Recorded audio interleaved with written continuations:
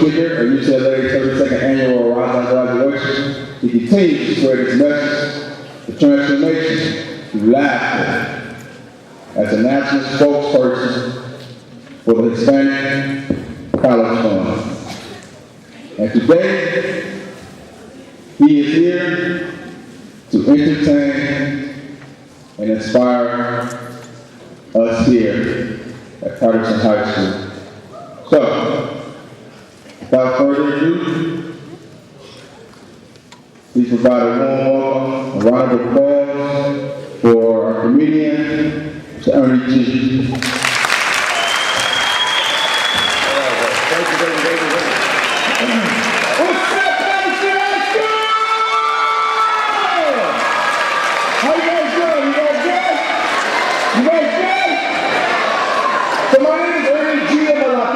From Los Angeles.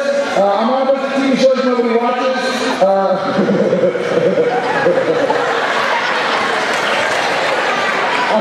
I'm literally on 4 TV shows I promise you don't watch. I'm on MTV3.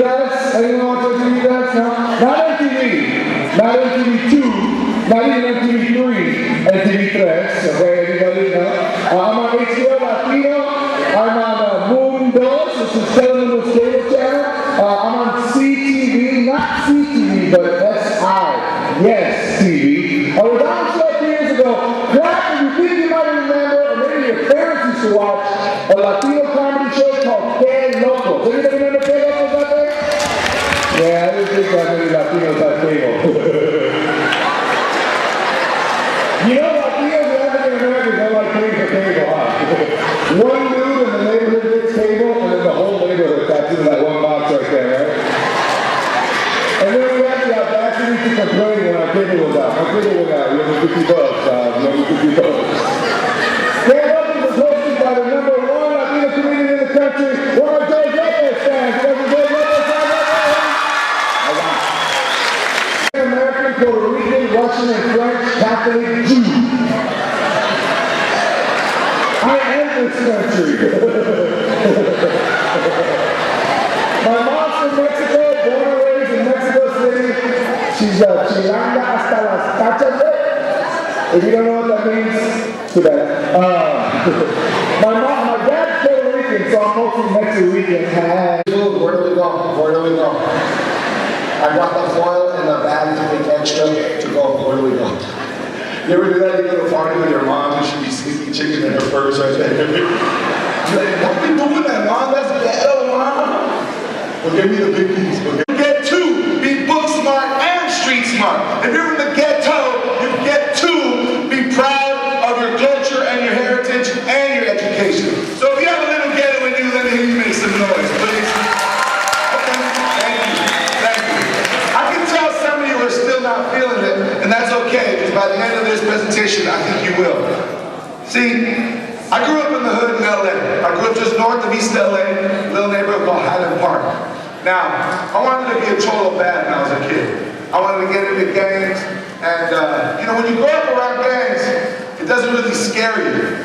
You know, people that see gangsters are like, uh-oh, there's trouble. I see gangsters and I'm like, all right, cool, got back up. You know what I'm saying? You guys ever seen that? I didn't get timeouts from being disciplined. The only thing I knew about timeouts was from football and soccer and basketball. My mom be teaching me lessons. Pass, timeout, timeout! Yeah! Yeah! My mama go, okay, vamos, go, timeout. 28, 29, 30, time, pass! I share this with you for one reason and one reason only. I am not up here condoning corporal punishment, okay? I know there's some teachers in the back going, where did we find this guy, right?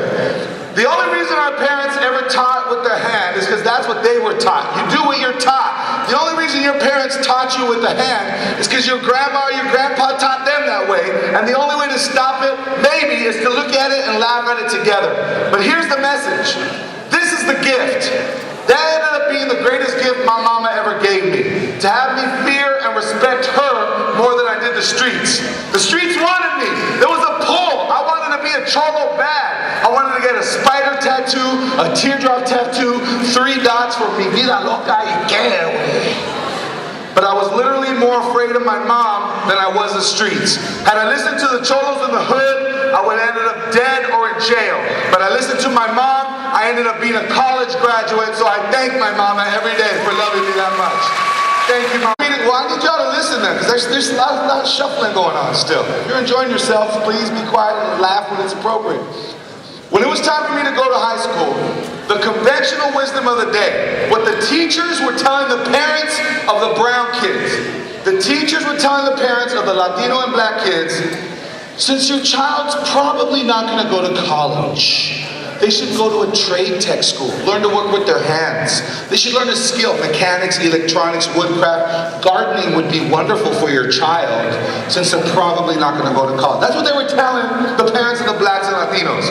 The rich kids, they got encouraged to go to St. Francis College Prep. It wasn't even called St. Francis High School, it was called St. Francis College Prep because the expectation was you were going to go to college. The brown kids got encouraged to go to a trade tech, the rich kids to college prep. Now if you're sitting there thinking, my daddy went to a trade tech, my uncle went to a trade tech, I might go to a trade tech, then you should do that. I'm not discouraging you from doing that if that's organic for you. But I am saying that all the teachers of all the parents of all the brown kids should not be encouraging those students just to go to a trade tech. My mama said, no. If those kids can go to St. Francis, my son's going to St. Francis. We didn't sneak across this border fair and square to have my son go to that school. We're going to St. Francis. And yes, my mama snuck across this border when she was 9 years old. It took her 20 years to get her citizenship. 20 years. She is a proud American citizen now. But she came over when she was 9, and it took her 20 years, and this was before 9/11. So if any of you know any people who just happen to be born in another country, like Salvador or Guatemala or Mexico or any of these other countries, Russia, Japan, and they're here now, and they've been here for most of their lives, please don't ever refer to them as illegal, and please never refer to them as undocumented. They are dreamers. They have a dream of achieving their education, so please call them dreamers, okay? Thank you. Yes, you can clap for that. Being you to fit in college, and I'm here to tell you that's not what happens. You don't sell out and stop being you to fit into college. What happens is you discover more of who you already are. You discover pieces you didn't even know were there. You're like, oh, you dress like that? This is how we dress. Oh, you eat that kind of food? This is what we eat. Oh, you listen to that kind of music? This is what we listen to. Oh, you guys dance like that? We dance like this. Hey. And if you're like me, you'll be lucky enough to meet a Miss Donna Huckabee. Miss Donna Huckabee was my guidance counselor. She was that one woman that looked into your heart, looked into your soul, and said something to you that you didn't even know about yourself. How many of you guys have ever had a mentor, a coach, a teacher say something in your heart, and in your mind you go like this, how do you know? You don't know me. You know, with the love of Miss Donna Huckabee, I became the first person in my family ever to go to college right after high school. Thank you, yeah, thank you for that. I appreciate that. Thank you. So how many of you, if you go to college, will be the first in your family to go to college? Put your hand nice and high, please. That is a proud accomplishment. Please give them some love, because that's an amazing thing. That's an amazing thing. So I'm at Loyola Marymount University. I'm excited. First person in my family to go to college, and what happens? I got scared. I started hanging out, I started partying, and I didn't want to go to class because I didn't know people. And so to becoming another Latino statistic, a dropout, and it was devastating for me. I went back home and my mom was like, what are you doing here? I said, they kicked me out of school. She said, no they didn't. You go back and tell them you want back in. I said, I can't, they kicked me out. She said, mijo, I came over here from Mexico when I was 9, and I worked hard, but they made me work in the cafeteria instead of going to English class, and they let me graduate from an American high school, and I couldn't even read. You're going to college, go back there. I said, I can't, they kicked me out. Ya déjame en paz. I went to my bed, pulled the blankets over my head, and knocked out. I didn't sleep for 3 days that night. 5 a.m. the next morning. Be good for something, take out the trash. I get the trash can. I walk outside. I'll never forget this moment. My foot hits the pavement. Goosh. Right when my foot hit the pavement, the thunder started, and it started to rain. It started to rain. It started to rain. I fell to the floor, I was holding trash and it was raining on me. I felt like someone was trying to tell me something. I started looking at my life. Got kicked out of Loyola Marymount. Owed them $26,000 in student loans and hadn't even graduated. Got arrested for drunk driving. Totaled my car, broke up with my girlfriend, didn't have a job, was living at home with my mama. I was sitting on the floor, I was holding trash, and it was raining on me. Now, I've never been addicted to alcohol or drugs, thank God, but that was my rock bottom. I hit rock bottom. I looked up, I said, what do you want from me? What do you want from me? Now, a few days later, my tia got sick. Now, my tia, my aunt, is that one auntie we all have, like Christmas is always at your tia's house. So all that rage turned to so much love. And then I went to my tia's funeral. And at her funeral, I said a few words, the priest said a few words, but he didn't really know my tia. He was saying, I'm sure Rosa Maria was a lovely person. I'm sure she was a wonderful lady. I'm sure people really cared about her. I said, what do you mean, I'm sure? Who is this person? I don't care if he's a priest. People need to know who my tia was. Someone needs to give a proper eulogy to my aunt. People need to know there was always frijoles at my tia's house, man. So I go up in front of everyone, and I said, Ode to a Rose. Why did my tia die? Why did God take the one angel we still had on this planet? Why did he take her up to heaven?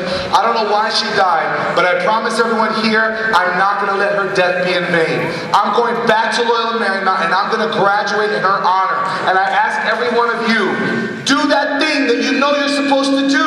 Write that song. Dance. Construct that poem. Get yourself into college. If not for my tia, then for the people you most know and love. And then I said, I'd like to end this eulogy in the way my tia most remembered me by, and that is with a joke. And my family's like, no, you don't do that here in church. No. I said, no, it's okay. My tia loved me for this. My tia's name was Rosa Maria. I said, how many roses does it take to make violets blue? I said, if all of us here today are violets, it only takes one. Rest in peace, tia. I love you. And it was silent like this. Hold on, thank you.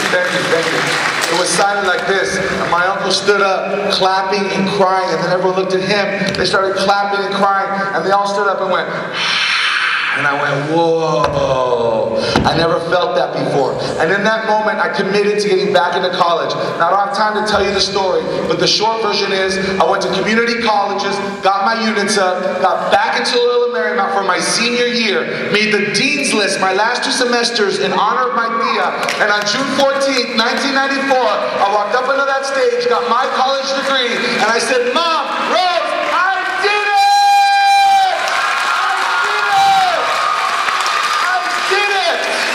And that is a feeling that each and every one of you wants to feel. The day you graduate from college, you will forever, for the rest of your life, be a beautiful, powerful, educated person. And if you're like me, you'll always have a little ghetto inside of you. All right, you guys, thank you very much. Last thing, Mr. Prez, last gift. I have these for you guys. This will take 30 seconds, please. Last thing, if you saw the movie Coach Carter, if you saw the movie Akila the Bee, I have one of these for each one of you, and I'll stick around and sign it. My parting gift to Patterson High School is this. Please listen, last 30 seconds. Our deepest fear is not that we are inadequate. Our deepest fear is that we are powerful beyond measure. It's our light, not our darkness, which most frightens us. So please, let your light shine. Patterson High School, continue to let your light shine. And thank you for letting me let my light shine. All right, you guys, thank you. All right, give it up for Mr. Ernie G, y'all. All right, on behalf of the Patterson students, faculty, staff, we have a presentation for you this morning. Show the crowd. Show the crowd.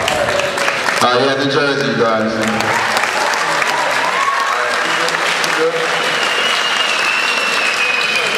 That's cool. Thank you, Mr. Ernie G. Thank you. All right, good job, you guys. Good job. All right, we have a couple.